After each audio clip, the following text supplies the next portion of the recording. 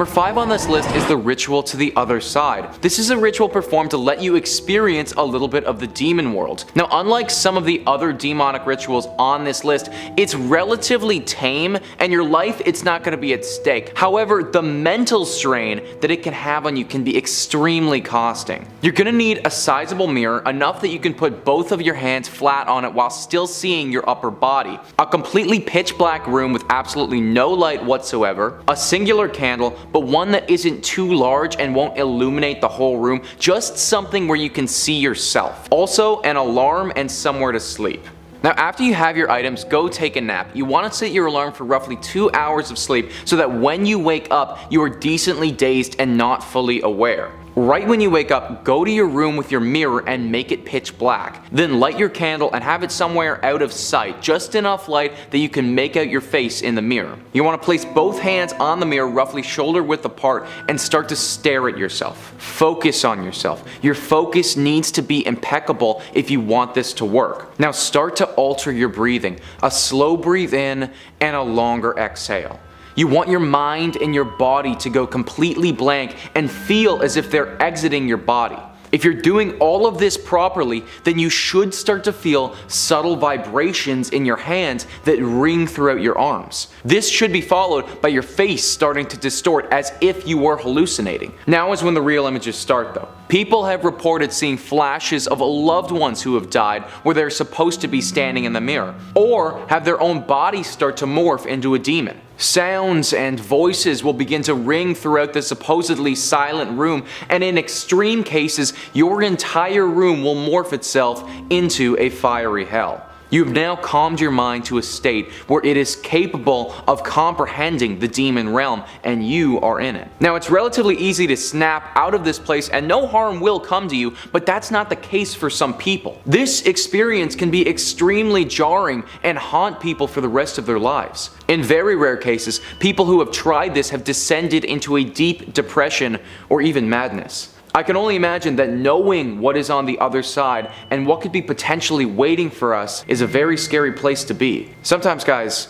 ignorance truly is bliss. Number 4 on this list is a game called the Devil's Game. In this ritual, you will basically be summoning the devil, and summoning the devil can be extremely dangerous. To perform the Devil's Game, you will need a few items. A can of salt, 7 candles, red or white is preferred, a lighter or match to light those candles, some red string, it could be rope or yarn if that's what you have, but the color has to be red. You'll also need a full-length mirror. Mirrors are pretty common in these rituals, by the way. And lastly, this must be done in a church, and it must be done at midnight when you do it. Also, you are not allowed to have anything electronic or any religious paraphernalia that may help you, like holy water. Now take your salt and surround the mirror on the ground. Then wrap your mirror with the red string. Take your candles and light them and space them out around the mirror as well. All of these things are actually to help protect you from the devil. The summoning you still have to do. To summon the devil, you actually have to do something sacrilegious in the church. This could be anything, but I think the easiest would be some sort of vandalism. Do that and then close all the doors to the room and kill the lights so that you're only lit by the candles. Close your eyes now and count to 10 with the distinct image of the devil in your mind. After you reach 10, open them. You should be staring directly at the devil in the mirror in place of yourself. Now, the devil didn't come all of this way just to look at you. He wants to play, and the game is a simple question and answer game. If you get something right, he'll answer your questions truthfully, but it's not that easy. This is the devil, and the questions that he asks will be specifically made to stump you. In fact, the questions that he asks will be ones that you're never 100% sure that you know the answer to, and therefore you can never be 100% sure if he is telling the truth to you or a lie when he answers your questions. So when you ask him, "How am I gonna die?" and he answers with, "You're gonna get hit by a bus," is that the truth? Or is that a lie? You're never gonna know, and for the rest of your life, you will most likely be petrified of buses. Occasionally, he will also dare you to do something. Now, this is interesting because if you complete the dare, you will know for certain that the next thing you ask him will be true. If you do the dare, you could ask him next week's winning lottery numbers and he'd have to tell you the truth. But the dare he gives you, it's not gonna be pleasant. Self-harm, hurting those that you love, completely going against any morals that you thought you had. Those are all completely on the table. You could stand to gain a lot from this game. However, you could also stand to lose a lot or gain absolutely nothing at all, just a bunch of paranoia. Anytime you summon the devil, it's a bad idea, and the devil's game is no different. Number 3 on this list is Veronica's game. Now, Veronica's game is a demonic ritual that will summon Veronica, a demon girl who died playing a very similar game many years ago. To get this demon's attention, you will need a few items: a mirror, again, a clock, a quiet room, a candle. This ritual will also require you to perform it at midnight, just like the other ones. Have the mirror set up in your quiet room so that it's at eye level with you. At exactly midnight, light the candle and stare into the mirror. Veronica. Veronica. You have to repeat her name 9 times, staring at yourself in the mirror. After you have done so, extinguish the candle and leave the room. Now, why is this called a game? I don't really understand, because there's really nothing fun about it at all. She's with you now. The demon Veronica is now there with you, and whenever you are by yourself, you will feel her presence. You have just awoken a demon who doesn't want to be awake right now, and she's going to haunt you. You'll feel the temperature start to drop whenever you're by yourself. You may hear sounds that you can't identify or sense movement that you don't understand. It's said that if you ever make fun of Veronica in any way, then that's going to be the last thing that you do. This demon supposedly carries around a pair of scissors at all times and will use them on you if she ever feels that you're taunting her. This demonic ritual should absolutely never be performed because you stand absolutely nothing to gain and potentially your life to lose. Number 2 on this list is a ritual performed by a bunch of high school students in 1986. Now, this ritual has less to do about the otherworldly things that you may summon and more to do with the fact that this is just wrong and you shouldn't ever do this. 12 high school students were linked to a demonic ritual with the goal of praising Satan and cleansing the world of what Satan or these students may qualify as unworthy. These students had found an abandoned house that they painted black and used that as their main base of operations. They painted it black as apparently a way of keeping the badness in and the goodness out. It was here that they had been performing several demonic rituals for months. One of their rituals, though, culminated on the witches' Sabbath. They had been preparing for this day for quite a while, drawing blood circles in their abandoned home, and speaking various incantations to please their devilish lord. The final act, though, involved a sacrifice.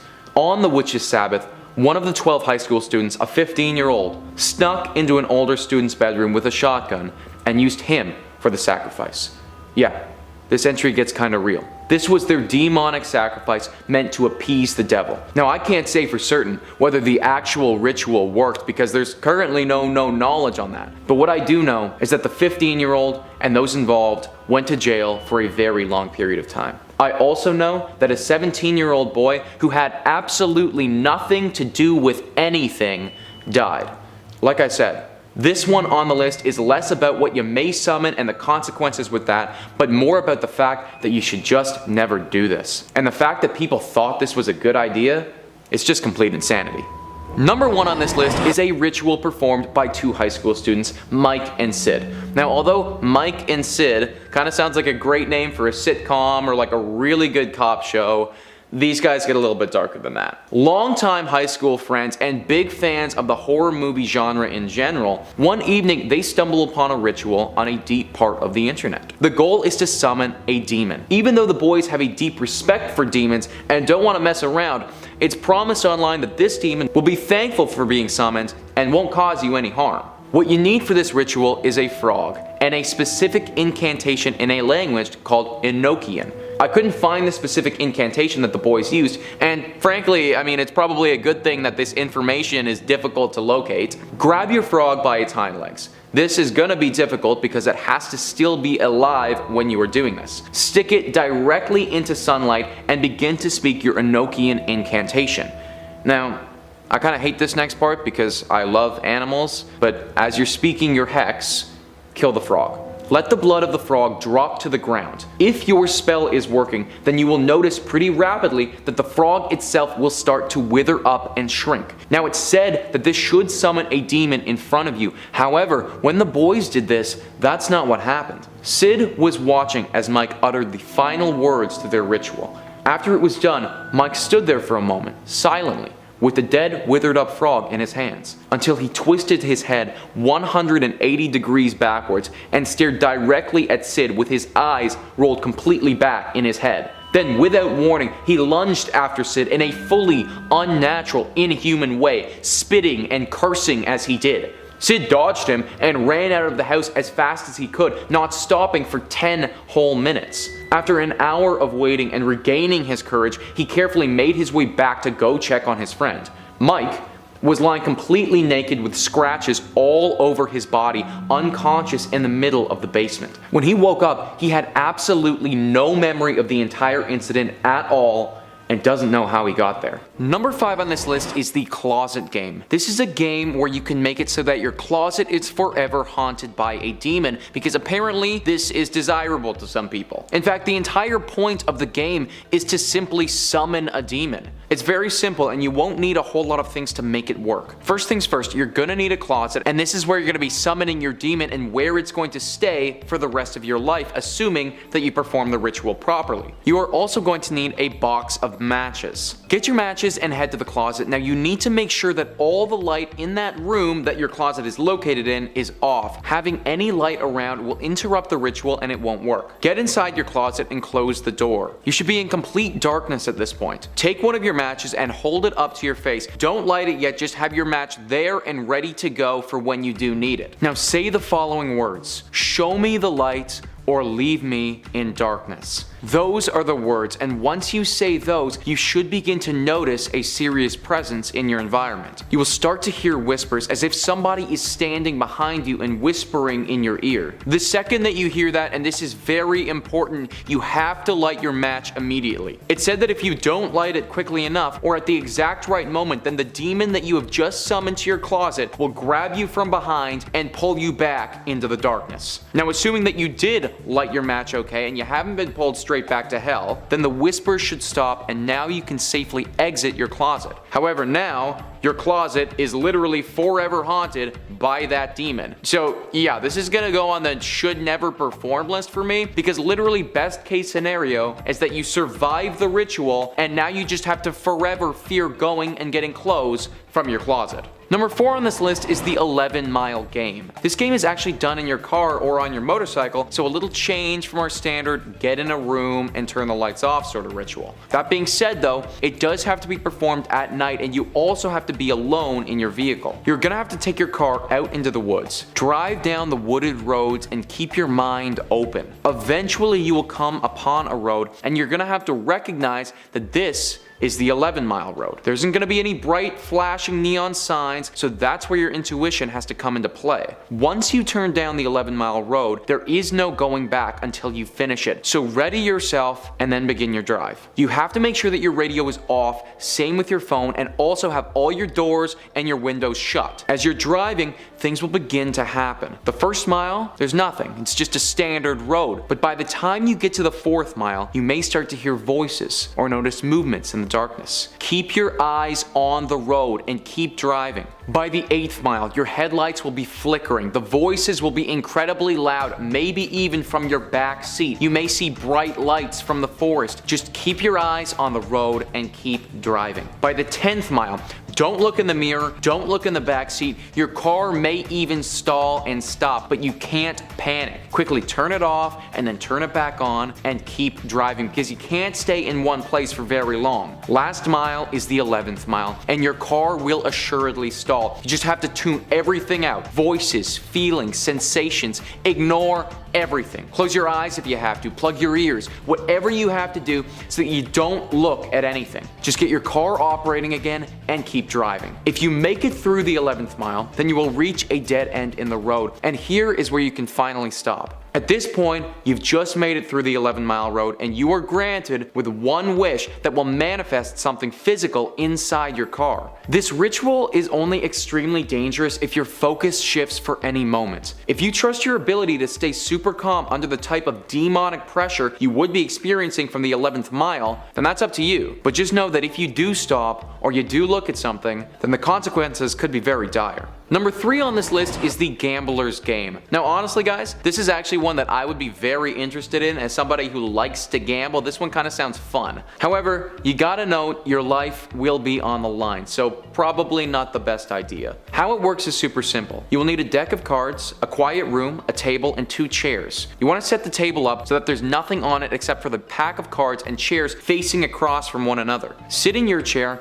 and look at the empty one across the table from you. Open up your cards and shuffle them thoroughly. Do not try to cheat. You have to play fair. At the end of the day, you are gambling here. Now the game that you actually play is up to you, so you might have a slight advantage there. However, it's said that the gambler, who you're going to play with, prefers blackjack and may even take it easy on you if that's the game you choose. Pick the game and deal out the cards to yourself and to the empty seat. Now very simply, look across at your invisible partner and say, "Let's play." If the gambler feels like playing, then you should feel a chill in the air, like a strong breeze. That means that he's across the table from you now and you can continue. You won't be able to see him, he will still be invisible. Also, if you don't feel a chill in the air, don't bother continuing, there won't be anybody there. Once he's there though and accepted to play with you, the wager from your end is your life. Proceed by playing the game as you would. You'll have to move his hand for him, but once again, don't cheat. You will die if you do. If the game progresses and you lose, then the gambler won't waste any time at all. You will be killed on the spot. If the game progresses though and you win, and this is the good part, you can now take the top card off the deck and cut open your index finger on one hand. Once you've drawn blood, then congratulations, that hand is now your lucky hand. If you head to a casino and you play blackjack and you pick up the cards with that hand, you will turn a made hand. If you throw a die, same deal, they will land on your number. Basically now you have exceptional gambling luck for the rest of your life, and you could in turn become extremely rich. You still shouldn't do this though, because you are betting your life to begin with, and you could very easily lose to a professional demon gambler. But the reward at the end is amazing. Now all this could just be a major hoax on the internet. Like if you think about it, he's invisible the whole time and you just have to move his cards. Like that's basically just solitaire. So I'm not totally sure, but we might never know, because I personally do not want to risk my life and test the theory. Number 2 on this list is the Dry Bones Ritual. This game is super similar to the Midnight Man game, if you've ever heard of that one. The idea is pretty simple. Hide and seek with a demon with potentially life or death stakes. That, in my opinion, doesn't sound so great. However, if you win, then you do get something pretty special. It's said that if you're able to win this hide and seek game, then the demon Dry Bones will grant you one wish of your choosing, so you could stand to gain quite a bit. If you're gonna do this, then it has to be done at exactly 12:01 a.m. You have to make sure that every door in your home is firmly locked. This goes for the windows as well. All electronics, lights, radios, anything that is typically plugged in, that has to be turned off as well. Once this is done, focus your mind on the wish that you want. It has to be something realistic, because it's going to show up outside your door when the game is over if you win. Once you've done that and made it clear in your brain, light a match. If this match doesn't burn out in less than 15 seconds, so it has to stay lit for 15 seconds, then Dry Bones has decided that it will play with you tonight. Now, lie on the ground and say, "I am aware of your presence, and I welcome you into my home, but not my body.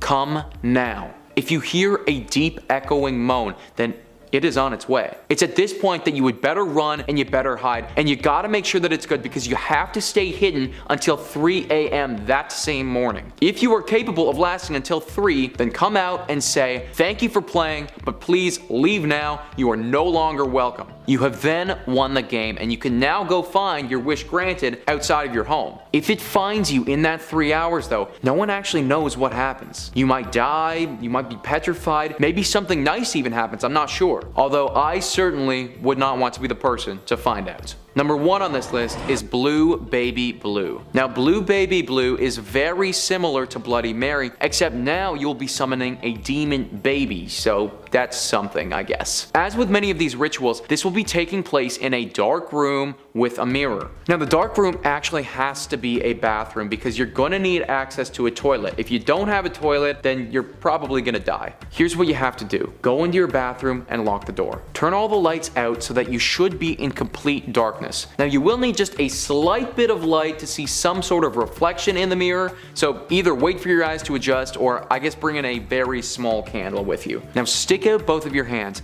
as if you were holding something in front of you. Look into the mirror and repeat this 13 times.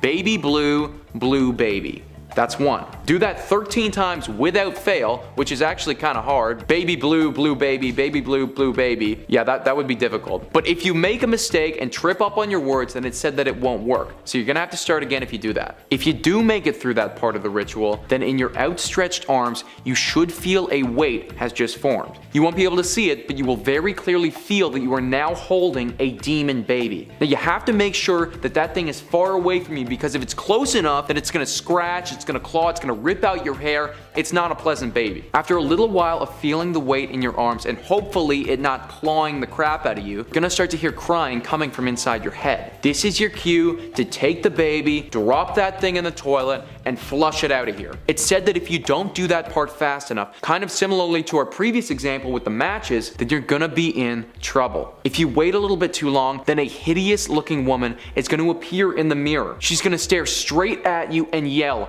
"Give me back my baby." That scream is said to be so loud that it will break the glass of the mirror, and then she will step straight into your bathroom and murder you. Definitely not a good freaking time, if you ask me. Number 5 on this list is Sugiura. Sugiura is a Japanese fortune-telling ritual that's goal is to tell the user their future. To do this, you're gonna need to summon what many people believe is an undead spirit or a demon, and whenever you do that, there are always some risks involved. You're gonna need a few things to perform this ritual. A comb, something to cover your face with, not just a mask, but your entire face has to be covered, and to be at a crossroads that won't be busy. Head to the crossroads with your comb and your face covering. You'll want to get there around 11:50 at night. When the clock hits midnight, take your comb and stroke the teeth of it so that it makes some noise. Then say the following words: Sugiura, Sugiura, grant me a true response. Now wait, it may take a little while, so you have to be patient. If nobody approaches the crossroads or someone you know approaches the crossroads, then sadly the ritual did not work and you can go home. If a stranger approaches though, then it did work, and you have just summoned an undead spirit. Once you see them in the distance, immediately throw your face covering on. When you feel their presence beside you, kindly ask them to tell you your fortune. They should do so, and you will receive an insight into what is to come. The thing about fortunes though is that a lot of times you're not gonna like what you hear. We always have these lofty expectations that assume life will always be better than it is right now. Well, what if you knew for certain that it's actually gonna be worse and there isn't anything that you can do about it? That's one of the reasons why you shouldn't do this ritual, because knowing what comes can take the meaning out of life. This is also a demonic ritual where you're summoning an undead spirit. It doesn't always go the way that you want it to, and on occasion, people have reported that the spirit that they summoned wasn't the one that they expected. Similar to how demons can hijack Ouija board experiences, they could do the exact same thing here. Number 4 on this list is the concentration ritual. This is a pretty strange one where you'll actually learn how you're going to die. If you want to do this, then you won't be able to do it by yourself. You're gonna need another person to help you. Close your eyes and clear your mind. Have your friend stand behind you and lightly pound your back as they begin the concentration chant. Now for this video, I'm not going to go through the entire chant because it's actually really long, but to sum it up, there are 5 verses that act as a way of hypnotizing you and sending your spirit away from your body. When it finishes, your friend from behind you will give you a light push that should make you stumble and fall forward. As you're regaining your balance, open your eyes and you should see a color. The color that you see determines how you're gonna die. For instance, red means that somebody's gonna stab you. White means that you will die of old age and you'll go to heaven, whereas black means that you'll die of old age and go to hell. The thing about this game is that you'll never know when this is going to happen to you. So you may learn that you're gonna die from being stabbed, but never know when or by who. So for the rest of your life, you will be living in constant paranoia of somebody stabbing you. I think when it comes to death, ignorance truly is bliss, and learning about how you can die can only ever make your life worse right now. Number 3 on this list is the elevator game. The elevator game is a demonic ritual of sorts that is supposed to grant you the ability to enter another world. This other world is considered by most to be a demon realm. The game itself started in Korea, but has slowly gained more intrigue across the world from people looking to potentially enter hell. To do this, you'll need an elevator in a building that's at least 10 stories tall. The building that you're in should ideally be as empty as possible. Get in your elevator and then proceed to these following floors in order. First, you go to the 4th floor, then you descend to the 2nd floor.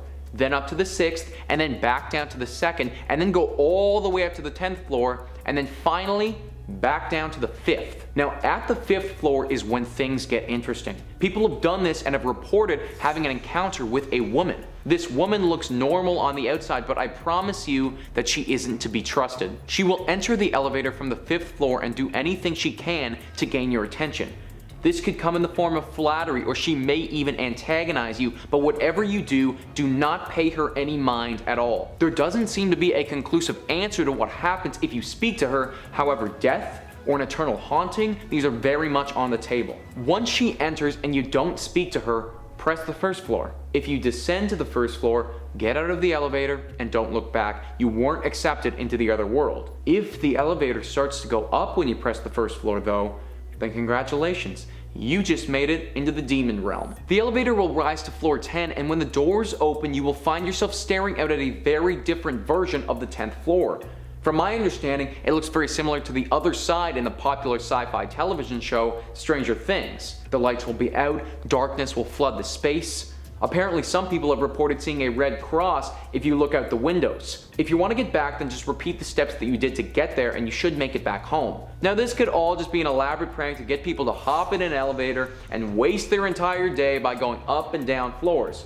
Because if somebody hops in the elevator, then you have to stop and do it all over again. However, in 2013, a Canadian student died in an elevator, and when people watched back the footage, she was acting very strangely in the elevator prior to dying, almost as if she was being possessed. None of these rituals are an exact science, and anytime you attempt to go to another world, expect there to be some potential consequences. Number 2 on this list is the 3 Kings. The 3 Kings is a ritual that should transport one person to an unknown dimension where they may get clarity on their past or future. Now for this ritual, you're gonna need a lot of things to make it work. A room without any outside light at all, a candle, a bucket of water, 2 sizable mirrors, an alarm clock, 3 chairs, a cell phone, and a friend that you trust. Yeah, I know, it's a lot of stuff. At around 11 at night, start setting up your ritual. Set up the chair in the middle of your room facing north and put the other 2 chairs next to it facing the same way. Take your mirrors and put them sitting in the chairs facing outwards. Have the bucket of water close by your chair. Now once all of this is done, it's time for you to go to sleep. Sleep until 3:30 a.m. in the morning. You must wake up precisely at that time and then head over to that room. Close the door and sit in the middle chair with your candle now lit. You should have your friend waiting outside of the door of the room that you're in. Now if all of this has been done correctly, this is when you should start to hear some voices. They'll be coming from the mirrors on either side of you, but it's very important that you do not look at these mirrors or make eye contact with whomever is speaking. You just have to keep staring ahead and try to stay calm. One of these voices will be the fool and one will be the queen. You in this scenario are the king. Being the king, you are allowed to ask questions that you would like to be answered. One of these beings will answer the questions. The problem is that you're never going to know who is who. The queen will tell you the truth, whereas the fool will lie to you. Not knowing who is who and having no way to find out makes it very difficult to discern the truth to these questions. Sometimes they may even respond to your question with one of their own, in which case you're obligated to reply. You will be able to speak to these beings for 1 hour, and right as that hour is up, your friend on the outside needs to get your attention. They should knock first, then try to call you. If you haven't responded to either of those, they need to come inside and throw the bucket of water on you. You may not respond to any of these initially because it's said that this ritual can bring you into a very deep trance. A trance that makes that hour you're sitting there feel like an eternity. An entire lifetime where you're stuck in your own mind sitting in that chair. Considering you don't even know if these answers are true or not, the risk is just not worth the reward for this ritual. Number 1 on this list is the corner game. This may be classified as a game, however it is basically a summoning ritual to bring a demon or ghostly spirit to our world. You can't perform this one on your own. You're going to need to have 4 people in total if you want to do this. You're also going to need access to a house without anything living in it other than you and your 3 friends. Turn off all the lights in your building or your home except for the ones in the room that you've chosen to perform the ritual. This room that you've chosen to do your ritual in, it has to have exactly 4 corners. Can't have any more, can't have any less. Head into your room and speak your name 3 times as you enter. Now before you enter the room, you'll have chosen a speaker. From here on out, after you've said your names, they are the only person that's allowed to say anything. Once you're inside and you've all repeated your names, close the door and turn off the lights. Everyone has to go to a corner of their choosing now and face into it with their backs to the center of the room. The speaker will then count to 3, and after they have done so, everyone has to move to the next corner of the room in a clockwise direction without looking at the center of the room. Do this exactly 4 times so that you end up in the same corner that you started in. Once this is completed, you will feel the presence of a figure in the center of the room. This is the demon or ghostly spirit that you've just summoned. Now what's kind of ridiculous about this is that you've just summoned this being, but you're not actually allowed to turn around and look at it. You have to remain with your back to the wall and just feel its presence. After you've had enough, you need to do the completion procedure, which is where everyone says their full name backwards 3 times, and then one by one, exit the room hoping that the being doesn't follow you or isn't still there. People trying this game have reported having one of their members disappear and not being able to get them back. People have also said that sometimes the room is now forever haunted by this thing that you just summoned. Either way, I would never do this because you literally can't even see the demon that you just brought here. You go through all of this trouble, risk your life, to just stand with your back to the room. Number 5 on this list is the Red Book Ritual, or also called the Game of the Red Book. This is another one of our classic rituals where we're going to be contacting a spirit to answer questions and potentially tell us the future. The ritual originated in Mexico and has been part of local Mexican lore for years. As we've seen throughout this series of demonic rituals you should never perform, whenever you contact a spirit, whatever the method, there are consequences. The Game of the Red Book is no different. To perform this ritual, you'll need a red hardcover book that you've never read with no pictures in it. At least 1 candle to light whatever room you choose to perform your ritual, and at least 1 other person to perform that ritual with. Head into your room with your partner or group of people that you're going to be doing this with and sit either across from one another or in a circle surrounding the book. Light your candle and have it be the only light in the room. Whoever wants to go first, grab the book, place your palm on the cover of it and say, "Red Book, can I enter your game?" Then, with your eyes closed, flip to a part of the book and put your finger on that page. Open your eyes and read the sentence. If this is a positive sentence, something you'll need to interpret, then you can play the game. If it's a negative sentence, then you're either not permitted to play or you're going to need to try again. Assuming that it's positive, you can now ask a different question to the red book. Repeat the process that you just did, and the spirit on the other side should guide your finger to a sentence in the book that will answer your question. This ritual doesn't seem too dangerous, however there have been stories of people going missing after this game, or the red book not allowing you to stop playing the game, and if you try to leave, bringing on dire consequences. Number 4 on this list is the picture game. This is a demonic ritual where the goal is to capture a ghost or a demon on camera. For this to work, you're going to need a wide array of unique items. Some string long enough to make a circle out of it, scissors, a small mirror for you and every person who intends to partake in this ritual, a camera with a flash, but it can't be a phone, it's got to be an actual camera, a glass to drink out of, some wine, and a quiet room. Once you have all of these things in place, you and the others doing this will want to start at midnight. Tie your string into a circle and place it in the center of your room. Put your glass in the center of it and fill it with the wine that you brought. Have everybody sit around the circle and place your mirror in front of yourself facing up towards the ceiling. Now that you're in position, grab each other's hands and go around the circle one by one saying, "I trust you." After you've done this once, you can grab your camera. Now one by one, take that camera and point it into the middle of the circle and say, "I caught you," right as you take a picture. The entire group should do this individually 3 times so that everybody is taken 3 pictures. Don't look at the pictures after you've taken them, just keep going around the circle. Now after everybody's done this 3 times, you once again need to go down the circle and say, it's time to go home. Once everybody's done this, grab your scissors and cut open the string circle. Take the wine outside and dump it onto a patch of earth. This action ultimately ends the ritual. When everything is done, you can look at your pictures now, and it's said that if you're lucky, you will have caught a ghost or a demon in one or a few of them. All of this seems pretty tame, but there are some risks involved, of course. During the process of the ceremony, there have been reports of people in the circle getting hysterical. So much so that they start crying and losing their minds as if they've been taken over by someone else. This can be excruciatingly painful as well, with reports of people clawing themselves until they start to bleed. If you do manage to get through the ritual without a hitch, then you could come out with a cool photo, but it may not be worth it. Number 3 on this list is the Ouija board.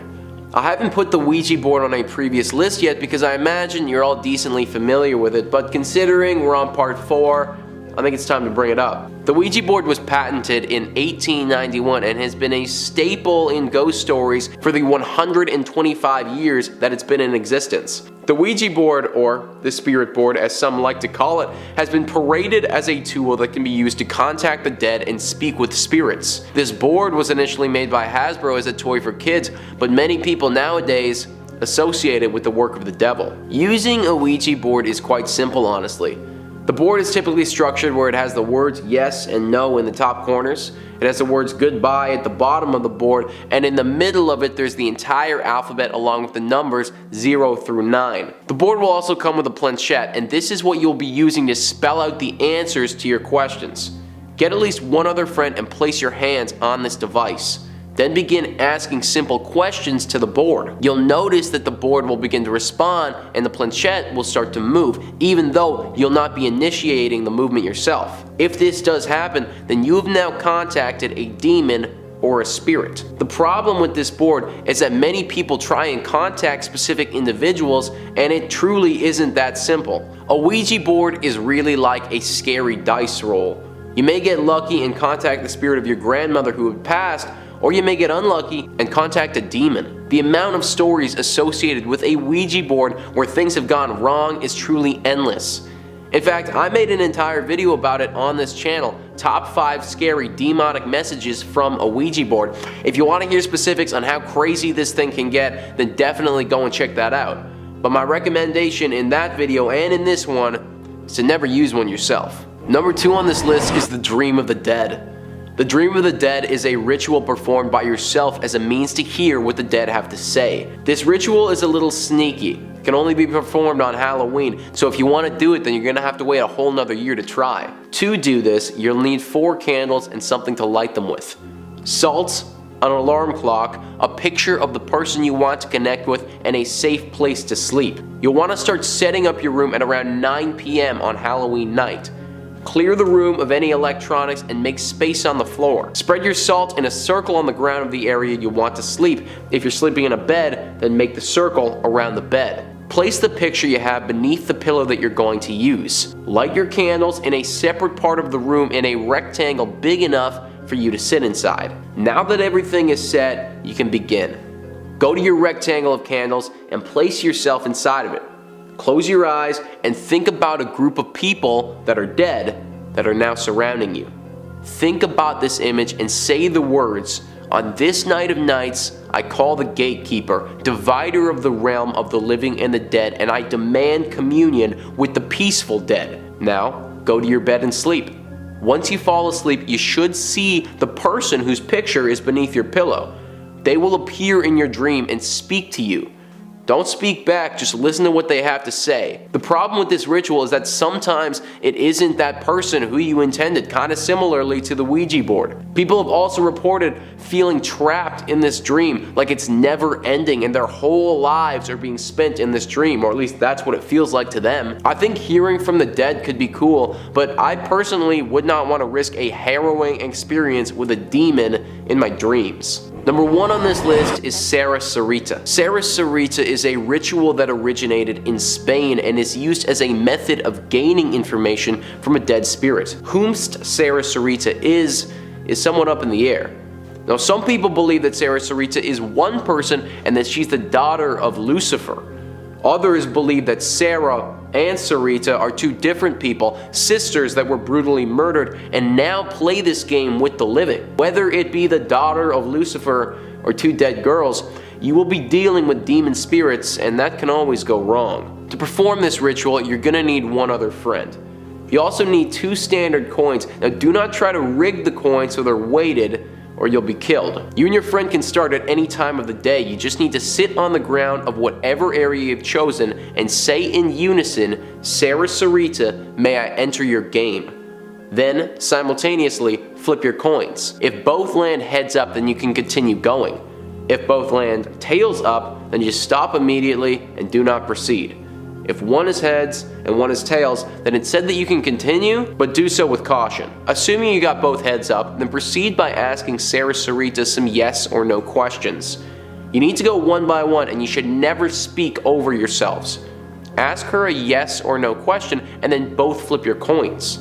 The same logic follows as before. Heads is a yes, tails are a no, and if they differ, then it's a maybe. When you've had enough, you must ask Sarah Sarita, may I leave your game? Then flip your coins and continue to ask this question until you get heads. Leaving early, that's a big no-no, so don't do that. The ritual here isn't too dangerous, but it's what has happened after this ritual. People have reported getting haunted by some sort of demon figure following this game, or hearing voices in their heads that won't go away. Sarah Sarita, whoever it is assuredly a demon, and they're not to be trusted. Well, there you have it, guys. That is our list of the top 5 demonic rituals you should never perform. Part 4. In 5th place, we have a North American ritual. Well, I'm about to talk about rituals in detail. I've left out some steps for safety reasons. If you decide to try and use the rituals, please let me know in the comments what happens. I do not recommend trying to open a portal, especially in our current climate. Seriously, as a Canadian, I've choked on enough forest fire smoke this year. But since this is what y'all want, allow me to begin. For starters, in order to open a powerful portal to hell, it's vital to work in a group, which should be made up of multiple powerful magicians channeling their collective energies into the creation of the portal. The more powerful the summoners there are in a group, the greater the results. Now, the power of the group will also determine how long the portal can remain active, since longer lasting portals allow more demonic forces to enter our plane of reality. Secondly, one must find a suitable area for performing the ritual, ideally in a rural location. The area should be quiet and desolate, free of distractions or unnatural channels of energy. Rooms that are surrounded by nature are the best setting, since it's quite helpful to have a frame for the portal. There are also energy centers from ancient times scattered across the globe that can provide a, tenfold or more of magical energy than a group would be able to manifest on its own. I'm not giving examples there. That's where you've got to do your own research. Next up, the connection between spiritual planes of reality and our own is the most sensitive at 3 a.m. The line between spirit and matter overlaps at this hour, thus making us more aware of the spiritual forces which we'd otherwise not come in contact with. I hope you're a night owl, because I am certainly not these days. One must dress also appropriately for the summoning. While there's no high school level dress code, clothing worn should be simple, uniform, and if you own a dark or red magician's robe, that would be ideal. All folks involved should be dressed the same, but there are 2 variations where 2 exceptions are accepted. The first of the 2 exceptions in regards to colors may be the 1 or 2 magicians who plan on entering the portal. The other exception may be the leader of the group, who will also light the fire. Alrighty, now that that's out of the way, it's time to start the ritual. Pretty simple, just pour gasoline or another flammable concoction on the ground. If you're creating a new portal, you'll have to trace the outline of the area, but if the portal is already clearly marked, a straight line from side to side will do. Afterwards, time to surround the portal and begin to chant. Conjuro potentiae Lucifer, patefacio a porta ad inferos, et tua diamond transire, sic urantar mundi. I promise, I got through that without stumbling. As the 30th repetition approaches, have the leader of the group approach the portal and light the fire. On the 60th repetition, all the magicians should kneel on one knee, hands stretched, palms facing the flames from a safe distance, with energy from the hands directed at the flames. Repeat the chant for 30 more repetitions in that position. I couldn't. My knees absolutely could not. But on the 90th repetition, either the flame will soar higher and spirits visible to all or some members of the group will jump out of the flames, or another supernatural occurrence will be felt. If one of the members of the group feels summoned to enter the portal at this point, it can be done while the remaining magicians are channeling their energy into it. So the remaining magicians should remain in the kneeling position described previously, while 1 or 2 people at most pass through the portal. It's vital that the portal remains open so that the traveler or travelers have an exit. Don't wander off too much, because if your partner's concentration begins to falter, you could remain trapped forever in a state of doom and frenzy. Good luck on that front! In 4th place, we have the Cave of Sibyl. Naples, Italy is home to a gateway to hell called the Cave of Sibyl, which was described by Virgil over 2,000 years ago in the Aeneid. If I'm quoting directly, the gates of hell are open night and day, smooth the descent and easy is the way. According to the poet, the Trojan hero of the same name met the oracle Sibyl here, and she guided him through the cave into hell. In 1932, after centuries of searching, explorers finally uncovered this entrance to the netherworld. Now today, visitors to the Cumae archaeological site can go inside Sibyl's cave and walk through her coffin-shaped rock-cut passageways. Okay, before someone asks about the ritual enacted, that was done privately by the prophetess, and I felt like since she left the portal behind, it deserved a spot on today's list. Partially because I wanted to emphasize that portals have been enacted since the beginning of time, and hey, if you need a portal, I'm not saying you should go here, but this place could have some strong energy for it. Don't do it, but if you are. In 3rd place, we have a ritual for summoning Satan. Once again, I'll be leaving elements out of this description. While I can't control what y'all do, I don't want any apocalyptic chaos on my conscience. My life is plenty exhausting enough without having that on its plate. This particular ritual comes from the Grimorium Verum, published by Jake Stratton Kent in 2009. So firstly, the magician must forge a pact with the demon that does the call dialing itself, a sort of psychopompic spirit called the Surling, whose sigil must be inscribed alongside the operant's initials at the outset of the process onto a ruby or correspondent precious stone. Ooh, I love rubies. So this amulet is to be worn inside the magician's breast pocket or on a necklace at all times. Essential to operating the Verum is a calendrical convention drawn from Hermetic astrology that utilizes both the planetary hours and assigns a spirit to each particular day of the week. So this dictates that the construction of most of the tools for the ritual are to be done at dawn over the course of a few weeks during a time when the moon is waxing. So unlike the ritual I kicked off today with, this one is much more time consuming. The actual ritual of summoning must be done at an appointed time, depending on the properties of the demon. So to compel the dark host, the magician must cut a branch at dawn from both a virgin elder tree on the day of Asaroth and hazelwood on the day of Surgat, inscribing upon them the seals of the demons Fremost and Klepot, to be fashioned into wands of evocation and divination, respectively. Similarly, the materials for the signing of the pact are to be purified and consecrated at dawn, also on the day of Astaroth. The Verum conveniently includes instructions for the consecration of a ritual stabby implement intended to sacrifice a goat, as well as its scanning, scraping, stretching,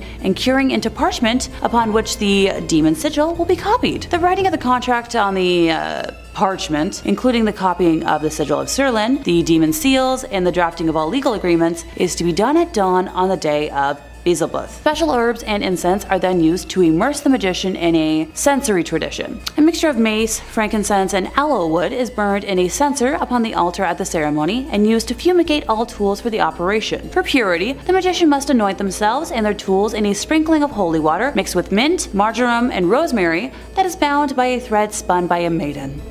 The setting of the ceremony demands a magic circle that should be roughly 9 feet in diameter and must be drawn with a stabby implement, consecrated at dawn on the day of Silkard, and drenched in red mole fluid and juice of pimpernel. Within the circle's center, the magician is to draw the triangle of evocation, upon which is set the ceremonial altar. The ritual itself prescribes a rite of sanctification, using the wand to mimic alternating flail lashes, and a recitation of personal exhortations. Then, after a series of prayers used to elevate the operant's magical authority, the spirit is to be called forth. After chanting an incantation of barbarous names, the demons must be summoned in top-down hierarchy order. First petitioning one of the unholy trinity of Lucifer, Astaroth, and Beelzebub, then calling upon one of their 7 dukes, and then finally the demon further down the hierarchy which you wish to actually summon. Following an exhausting hours-long rite, the desired demon is believed to appear, either as a presence or as a vision in a mirror. So from here, the magician might sign a pact with the particular demon, and the rest depends on what is needed. and how you treat the demon. They're pretty dang tricky beings. In second place, we have Huska Castle. Located north of Prague, Huska Castle is a 13th century Gothic masterpiece that sits on top of Hell's Gate. Aesthetically speaking alone, I would love to visit it someday. According to local lore, the castle's chapel was built to cover an enormous hole in the ground that served as a satanic threshold. So I haven't been able to find the specifics on the rituals used to open the portal, but it was too important to leave off today's list. The defensive walls also prevented demons and other ghastly creatures from crawling out of the hellhole. Animal-human hybrids were reported to have crawled out of it, and dark-winged, otherworldly creatures flew in its vicinity. Legend has it that when construction began in the castle, all the prisoners that were sentenced to death were offered a pardon if they consented to be lowered by rope into the hole and report back on what they saw. So when the first person was lowered, he began screaming after a few seconds, and when pulled back to the surface, he looked as if he had aged 30 years. He had grown wrinkles and his hair had turned white. Ugh. May I recommend trying to find a modern-day Buffy? She'd be anyone's best bet for closing a hellmouth. During World War II, the bad German guys occupied the castle until 1945. The Yahtzees were said to have conducted experiments and summonings into the occult. According to one source, locals were certain that they had been using the powers of hell for their experiments. So Huska Castle is still considered haunted, and many tourists have reported seeing headless horses and demonic winged beasts lurking in the halls. And finally, in first place, we have the Ouija board recovered from the Donovan household. Yep.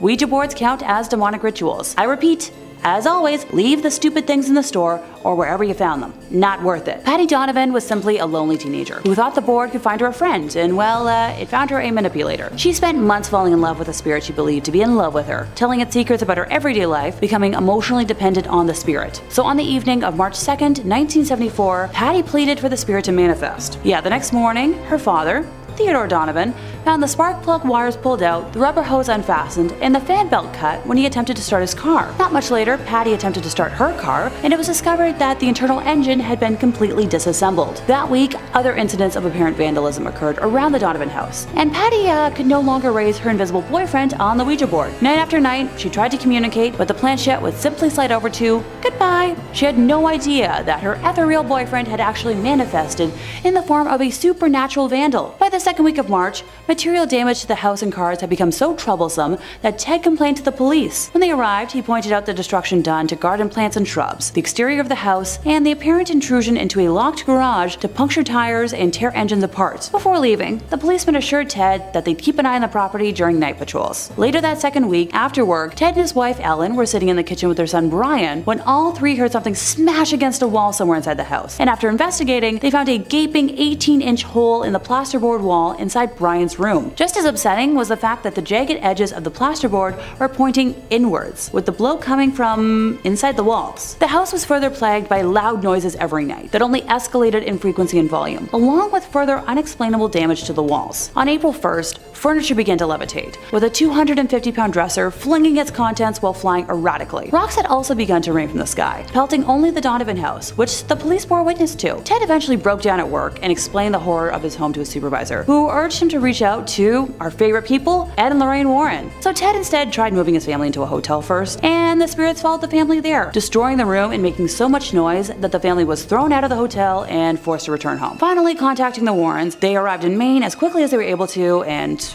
oh my goodness. Lorraine said nothing, although at the time she sensed in the home the presence of entities so numerous and threatening that she had to fight with herself to keep from going back outside. After a lengthy tour of the house, Ed and Lorraine conducted an interview with the entire family, where Patty's history with the Ouija board was revealed. The Warrens then contacted the Catholic Church to begin the process for an exorcism to be granted, which sadly took about a month. The family experienced many more unexplainable horrors during that time. After the exorcism took place on May 2nd, the family was finally free of the demonic torment, but left with over $5,000 in damages, which would be over $30,000 in today's money. Demonic rituals are rarely caught on camera, but today we have real visuals of folks eating a carcass, possible human sacrifice, and more. So keep watching. A Canadian nature lover's attempt to capture wildlife on camera backfired very terrifyingly after she inadvertently documented what appeared to be nude witches eating an animal carcass at night right by her house. She's like, I don't know what the heck was up with that. Her name is Cornea Stanhope, and she told Kennedy News of the spine-tingling sight. She's like, it really freaked us out. It's not something you see every day. The Powell River native had reportedly been riding one of her horses when she came across a dead deer in her garden. Well, most folks might have turned their nose up at the sight, the mother and her grandpa Bob, 76, decided to set up a camera to see if it would attract any critters, just for funsies. Well, the next day she checks in, and grandpa said he'd gotten nude people on camera, and she's like, "No, you didn't. BS." So he showed her. Well, these bone-chilling photos, taken just after sunset, showed two disheveled-looking women with long black hair obscuring their faces, squatting over the dead deer and appearing to dine on its remains. The wicked hungry pair are completely in the nude, minus what looks like loincloths over their nether regions, in what looks like found footage horror film-esque sort of photos. "It looks like they have wigs on," said Stanhope. "One looks like she has maybe blonde hair underneath." She's like, "You can't really tell from the photos, but the hoof was brought right up to her mouth." Our poor witness said she wasn't sure if the so-called witches were kissing it, smelling, or eating it, but she was nevertheless sickened by the ritual, given the amount of bacteria that was probably on the decaying carcass. She said she was especially creeped out because the impromptu cuddling session occurred only 2 minutes from her house. She's like, "I was concerned about them messing with my horses at night. Apparently the horses always get really spooked and unnerved around that area, and horses are pretty prone to being able to be in tune with things." She said, "I thought they imagined stuff at first, so she didn't think anything of it, but now she believes them." Social media seemed concerned that the Canadian had witnessed witches, a local cult, or some other malevolent entity performing a demonic ritual. "This is actually terrifying," commented one viewer. Well, another was like, "That's an S-walker. They look humans, so you come up to them, and once you do, you're gone. And that's basically a walking demon from hell," said a third. "If you hear screaming, stay inside, get a weapon, leave it alone." Some commenters suggested they were part of some, demonic cult, and I believe them. Back in 2021, Australia's ABC network was playing a routine news telecast when the anchor was taken by surprise as an unexpected satanic clip played during a switch of visuals. The anchor in question, Yvonne Young, was presenting a story about Queensland's proposal to make killing of police horses or dogs a criminal offense. Her narration was visually cut by a frame of 3 officers walking, then it pans back to her. Pretty typical, right? Well, a few seconds later, her narration once again gets interrupted by a change of visuals, but this time the network played a satanic ritual on screen during the live telecast. In that scene of just a few seconds, a man can be seen standing in a black robe. Another person is seen standing beside the robe-clad person, and then there's somebody seen sitting next to a keyboard. There's also an upside-down cross in one corner of the room. The whole clip of the satanic ritual played for only a couple of seconds, but was caught by another media house. Also, the man in the black robe can be heard saying, "Hail Satan."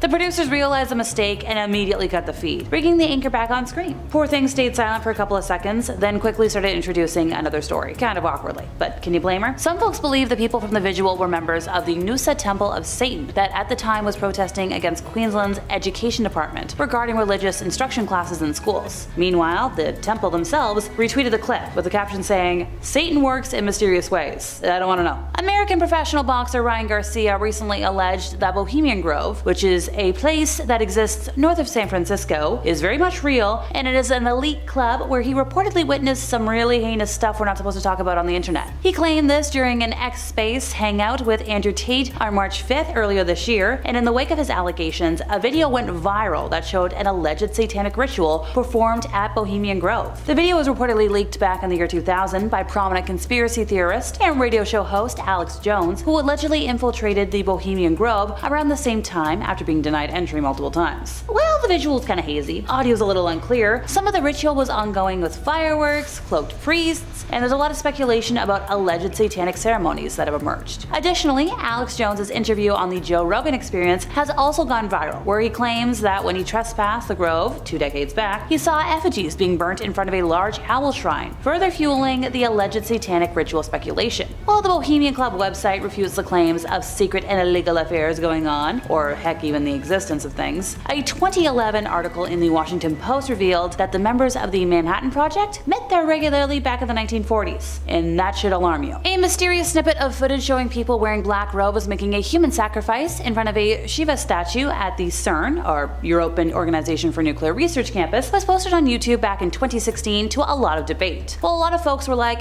it's fake, it's staged. It's been confirmed that the video was indeed filmed at the CERN campus, and these cloaked figures are allegedly CERN researchers performing a satanic human sacrifice at the Large Hadron Collider. So CERN is a highly protected, restricted area with a lot of security gates and CCTV cameras. Another mysterious piece of information is the man who was filming the incident. Despite him freaking out seeing the alleged sacrifice, his reflection on the window pane shows he was wearing the same cloak as everybody else. Creepy. Finally for today, newfound cowboy Mike Kimmel appeared on the Joe Rogan Experience podcast on August 11th of last year to share a crazy story about stumbling across what looked to be the aftermath of a ritual deep in the Everglades. So he was hunting invasive pythons at the time. And by the way, if you scroll his Instagram long enough, you're gonna see videos of him rescuing raccoons, saving law-abiding alligators from python death grips. He knows what he's talking about. Some of his posts border on full-blown PDA for his hunting dogs. He also shares pictures from guided hunts with clients. He's the real deal. However, his strangest post of all is about the time he came across some peculiar litter around an infamous abandoned Aerojet rocket test facility one night in April of 2019. Kimmel has spent countless hours chasing invasives around this area of the Everglades, and he had to investigate. First, he says he spotted dolls that had their eyes gored out and inverted crosses across their forehead. Then it turned into Latin graffiti sprayed in red paint and a wooden cross stuck in a giant rock pile. The situation really devolved when he climbed up the rock pile and came across a small scarlet snake wrapped around the neck of yet another doll. This snake was still alive, and it was leaking redness from its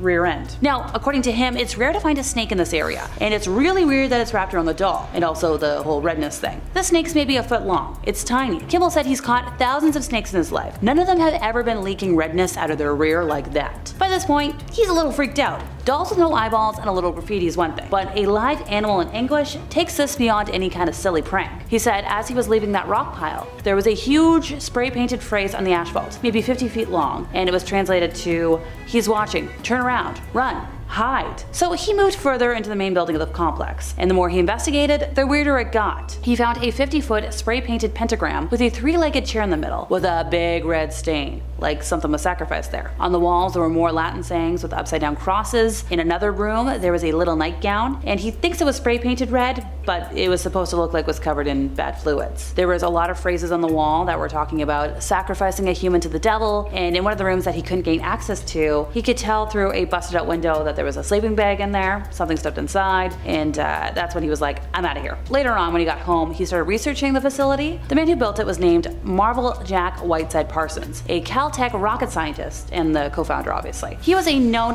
Thelemite occultist, meaning he practiced the Thelema spiritual philosophy and new religion founded in the early 1900s. Now, this isn't directly linked to Satanism, but he was known to conduct rituals summoning goddesses with Scientology founder Ron Hubbard. Enough said.